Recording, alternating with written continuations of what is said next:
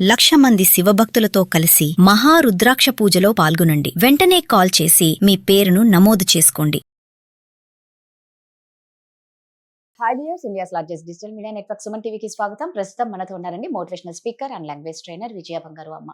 So బెంగళూరులో జరిగినది చూస్తే బేబీ కేర్ సెంటర్లో ఇంకా ఎవరిని నమ్మాలి?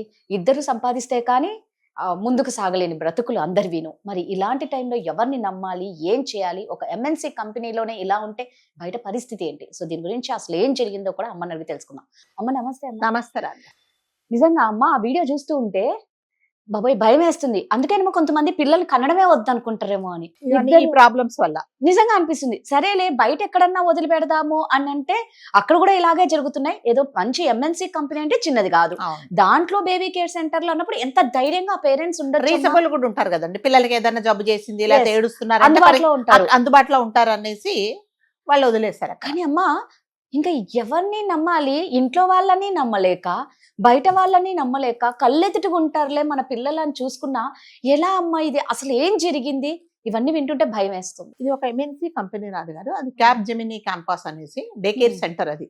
సో అందులో అక్కడ పనిచేసే వాళ్ళు పిల్లలను జనరల్ గా అక్కడ వదిలేసి ఈవినింగ్ వెళ్ళినప్పుడు వాళ్ళు పికప్ చేసుకొని వెళ్ళిపోతారు. ఇక్కడ జరిగింది కూడా ఆ పిల్లల్ని వదిలేశారు.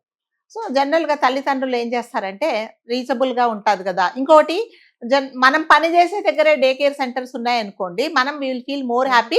ఎందుకంటే ఏదైనా కూడా పరిగెత్తుకుంటూ రావచ్చు. అదే మనం ఎక్కడో దారిలో వదిలేసామనుకోండి, పర్మిషన్ అడగాలి, వెళ్ళాలి, ఇవన్నీ టెన్షన్స్ కూడా ఉంటాయి అన్నట్టుగా. నిజంగా కొన్ని MNC companies day care centres కూడా నడుపుతుంది. ఎంప్లాయీస్ కి అందుబాటులో ఉండేలాగా వాళ్ళు మార్నింగ్ వాళ్ళు వచ్చినప్పుడు వదిలేస్తారు, వెళ్ళేటప్పుడు తీసుకెళ్ళిపోతారు. సో ఇది కూడా అదే పిల్లల్ని వదిలేశారండి. అది కూడా 2 to 3 years పిల్లలేనండి, వాళ్ళేం 4-5 సంవత్సరాల పిల్లలు కూడా కాదు.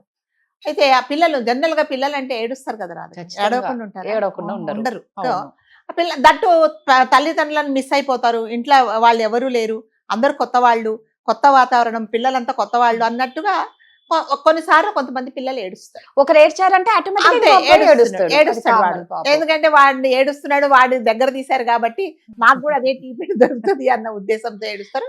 ప్లస్ ఇంకొకటి ఏంటంటే మిస్ అయిపోతారు తల్లిని. 2-3 సంవత్సరాల పిల్లలండి కదా. సో వీళ్ళని కూడా అలాగే వదిలేసినప్పుడు వీళ్ళు ఏం చేశారంటే ఆయాలు అక్కడ కేర్ టేకర్స్ ఎవరైతే ఉన్నారో, మరి ఒకరు ఏడవగానే అందరు ఏడుపులాగా ఎంచుకున్నారో ఏమో తెలియదు, దేనికి ఏడుస్తున్నారో తెలియదు పాపం.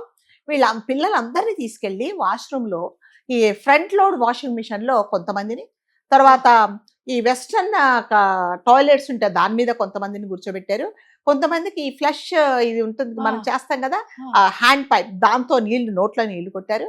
కొంతమందికి క్లోత్స్ పెట్టారు, గుడ్డలు పెట్టేసి ఏడవకుండా చేశారు. వాళ్ళు భయంకరంగా ఏడుస్తున్నారు రాజు గారు. నిజంగా అది చూస్తే మాత్రం మనకి చాలా బాధేస్తుంది. మరి మిమ్మల్ని నమ్మేసి అంటే మేము లేకపోయినా మా తల్లిలాగా మీరు చూస్తారనే నమ్మకంతో ఉన్నప్పుడు పిల్లలు అలా ట్రీట్ చేశారు అంటే నన్ను అడిగితే వాళ్ళకి ఏ పనిష్మెంట్ ఇచ్చినా కూడా తక్కువ కదా. పిల్లలంటే దేవుడితో సమానం. మిమ్మల్ని నమ్మేసి తల్లిదండ్రులు ఇక్కడ వదిలేసినప్పుడు మీరు అలా చేయకూడదు. అంటే మీ మీద నమ్మకం అనేది పోతుంది. ఇప్పుడు ఒక డే కేర్ సెంటర్ లో చేశారు అంటే ప్రతి వేరే చోట కూడా చేస్తారేమో అని మనకు అనుమానం వస్తుంది. అఫ్ కోర్స్ కొన్ని సెంటర్లలో అలా చేయకపోవచ్చు, కానీ మనకైతే అనుమానం వస్తుంది కదా. ఎక్కడన్నా వదిలేయాలంటే మనకు భయం వేస్తుంది, బాబాయ్ ఎలా ట్రీట్ చేస్తారో ఏమో అని చెప్పేసి. కాబట్టి ఇదేంటంటే పిల్లల మీద ప్రేమ లేకపోవడము.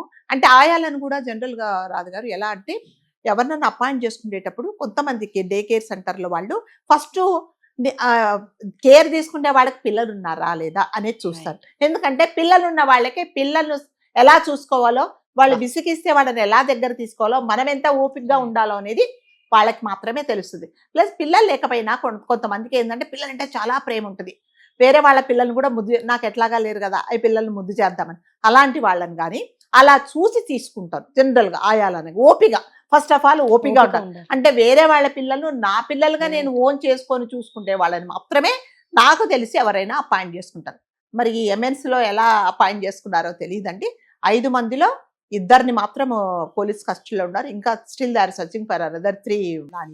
ఈ వీడియో బయటికి రాకపోతే అదే అంటే ఇప్పుడు ప్రతి ఒక్కరు అడగడం అంటే బయటికి రాకపోతే ఏమయ్యేది. ఇప్పుడు ఏమైంది రేపు అంటే అనకూడదు, కానీ ఇఫ్ ఎనీథింగ్ గోస్ రాంగ్, ఎవరైనా పాపం భయంతో చనిపోయాడు. ఇప్పుడు చూడండి, చిన్నది మామూలుగా ఇండియన్ టాయిలెట్స్ అయితే పిల్లలు దిగి వచ్చేస్తారు.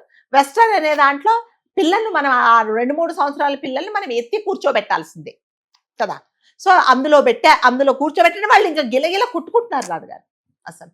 అంటే దీనివల్ల ఏంటంటే తల్లికి ఇప్పుడు వదిలిపెట్టాలంటే భయం, ఎక్కడ వదిలిపెట్టాలో తెలియదు.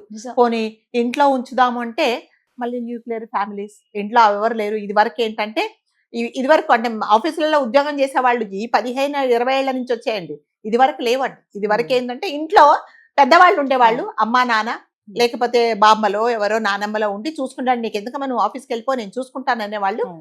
తల్లిదండ్రులు పిల్లలు కూడా గ్రాండ్ పేరెంట్స్ కు చాలా దగ్గరగా ఉండేవాళ్ళు. ఇప్పుడు అసలు ఎవరు లేరు, ఓన్లీ తల్లిదండ్రి ఉన్నప్పుడు వాళ్ళకు కూడా అసలు గ్రాండ్ పేరెంట్స్ అంటే ఎవరో తెలియని పరిస్థితులలో పిల్లలు పెరుగుతున్నారు కదా. అందుకని ఏం చేస్తున్నారంటే కంపల్సరీగా వాళ్ళు తీసుకెళ్లాల్సి వస్తున్నది. ఇంకా కొంతమంది తల్లులు ఏం చేస్తున్నారంటే కొంతమంది మాత్రమే వాళ్ళ అత్తగారికి అంటే వీళ్ళ నానమ్మలకు దగ్గరైతే మనకు దూరం అవుతారో ఏమో అన్న స్వార్థంతో కూడా గ్రాండ్ పేరెంట్స్ గ్రాండ్ పేరెంట్స్ లో ఎంత దూరం ఉంటే అంత మంచిది.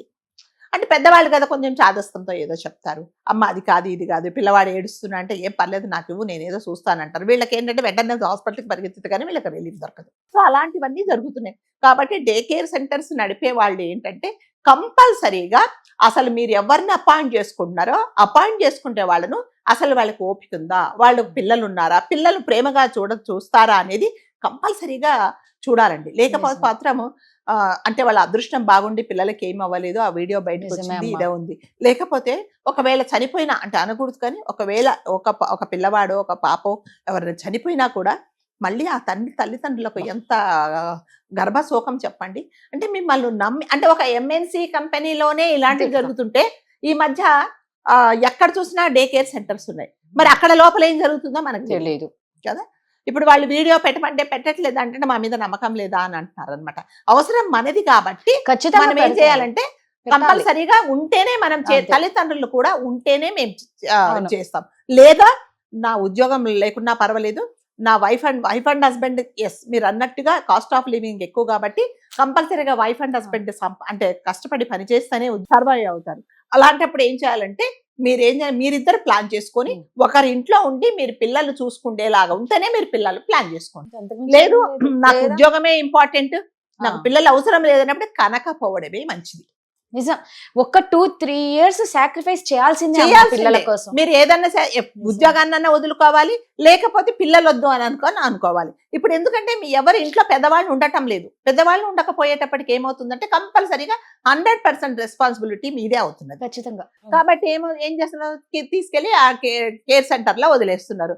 వాళ్ళు ఎలా చూస్తున్నారో తెలియదు. పిల్లలు ఏడుస్తుంటే దగ్గర తీసుకుంటున్నారా లేదు, మన పిల్లలు ఏడుస్తే మనకు అసలు ప్రాణాలు పోయేంత బాధేస్తుంది. మరి అంత ప్రేమగా వీళ్ళు చూస్తున్నారా లేదో కూడా తెలియదండి.